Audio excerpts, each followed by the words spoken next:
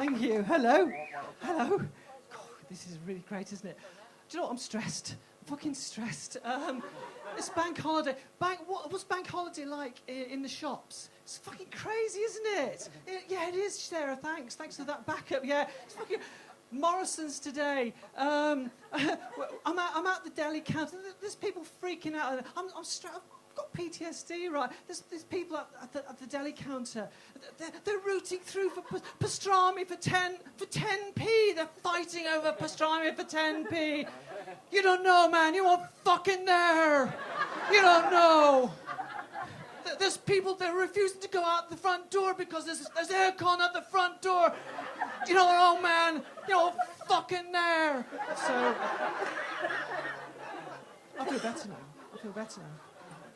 Fist me, you know you want to. So I have a disability. As a comedian, I have a disability. I have a posh voice. Yeah, as a comedian, it's a really massive problem because I've always wanted those, you know, all the comedians you have coming here tonight, they've got really chilled out voices that they put you at ease, make you want to sit there, touch yourself, touch your neighbour. You know, I've got a posh voice. I was doing a gig in Bootle the other day, one of the toughest gigs in pubs in Bootle, and as somebody with a posh voice, someone came up to me, they said, "Oi, you sconhead." And you fucking meth. And is that good? Is that good? Is that good? Is that a good sign? Is that good? It sounds good. Is meth bad? Okay. But I feel like I've arrived. Fuck it. Who cares? Thank you. Thank you. I've arrived. Thank you. Cheers. But yeah, I've always wanted a really chilled out voice because with a voice like this, it's very posh, isn't it? It's not a ninja or gangster voice. With a voice like this, I can't say something like, "I'm going to get up, all in your grill, you jive talking honky."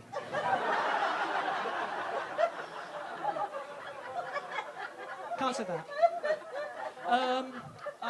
I'm so posh, I don't have homies or bitches. I have a 40-year-old vlogger called Bernard. I thought "Blood, are you tripping" was a reference to a personal injury claim.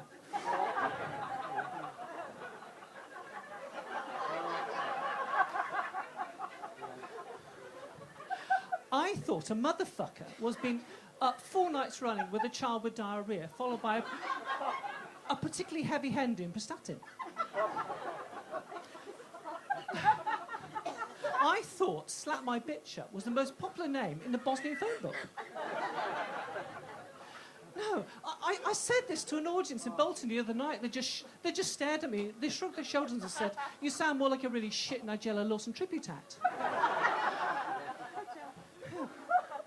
It's a tough room, a bit like here. So I thought, hang on. Get control of the room. Use a bit of this. I'll go for the sympathy vote. I'll tell them. No, I'll tell them I've just had my birthday. And there's a few people in the audience having their birthday. So I said, "What do you want for your birthday?" They said, "Your head on a stick." Tell you what, it's the last fucking time I gig for 8-year-olds. Write that down. Or they're fucking hospice. Fuck them. Fuck them. Fuck them. Don't fuck them. Ooh, well, I don't know, we're quite dark here, aren't we? Yeah. Most of the Hot Water Comedy Club say, "Yeah, Sarah, that was really dark, but yeah, we're not too sure about that." All the comedians in the back room are watching me on the television. They're frantically emailing The Guardian. "Sick bitch."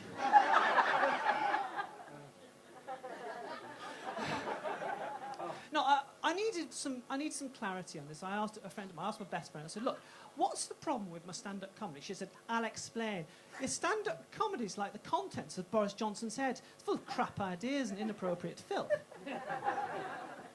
She said, "You're like that crap character out of Star Wars." I said, "Ooh, like that mystical energy that binds everything together." She said, "No, you walk funny. Most people think you should be deactivated."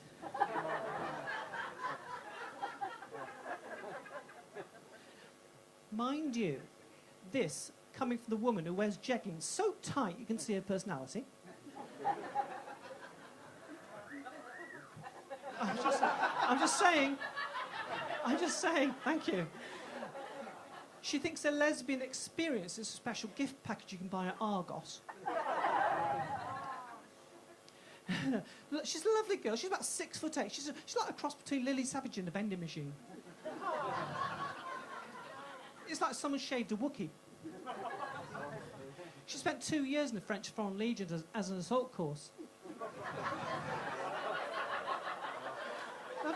She's not here, is she? She's not.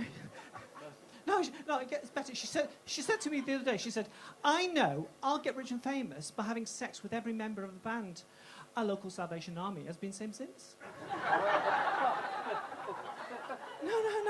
No, it gets better. She said, but I'm a beautiful exotic creature. I said, yeah, you should keep in a really big cage in Chester Zoo and do wildlife documentaries about you. I'll set the scene. Got to limber up for this. Here we see this beautiful exotic creature in her natural habitat, in this fragile ecosystem, between the large bin overflowing of plastic bottles and a large group of scousers who... I know, it's gutsy, isn't it? The large group of scousers who think a collapsing glacier is a deadly kind of cocktail.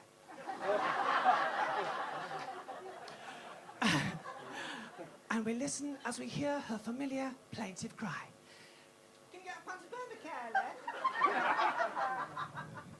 Are you sure she's not here? I thought I caught that familiar scent of Elnet and gangrene. Oh, you've got something in common, she didn't like me either. But no, as a comedian, I love it when people come up to you after a gig. It's one of those fantastic things, because it's like, you know you've done well. Someone comes up to you after a gig and they go, you know that joke? I like that joke. Yes, I know, it's not going to happen here. It's all right. I got an email from David Attenborough. Yes, it was an impression of David Attenborough. Fuck off.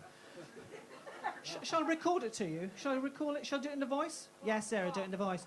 Right. Dear Sarah, please stop doing that shitty impression of me, you talentless bitch. I think talentless is a little bit strong. But I'll tell you a bit more about my friend. You might know her. She's a sex worker. She's the only woman I know that is a destination on TripAdvisor. She's got rides for all the family. She's open all year. Caters for groups. Write that down. Sorry, I've got all the material in my head. It just makes me laugh. But it's great. No. As a sex worker, I mean, you obviously you could tell me about this. You could tell me a bit more. Tell them.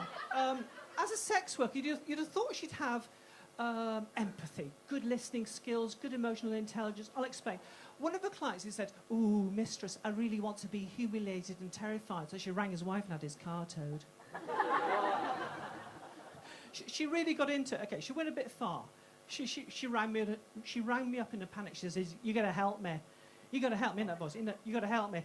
One of my clients has ended up in A&E, so I spent about half an hour on the phone. Felt like a couple of hours trying to explain. I said, "Look, there's a big difference between using a horse crop, you like this, and a Black & Decker. It's for external use only. It's kind of pain that lingers. It's going to leave a mark." You're sitting there thinking, do you think there's a B&Q on the way home? How are you going to explain you want a purple sparkly one? Found him in the power tools aisle. Said, wants to try it on for size. Says it's for a friend. Third one this week, pervert. What else? How long have we got? Oh, shit, we've got about 30 seconds. I tell you what, I'm going to wrap it up there. I've been Sarah Lloyd. You've been totally gorgeous. Thank you. Good night.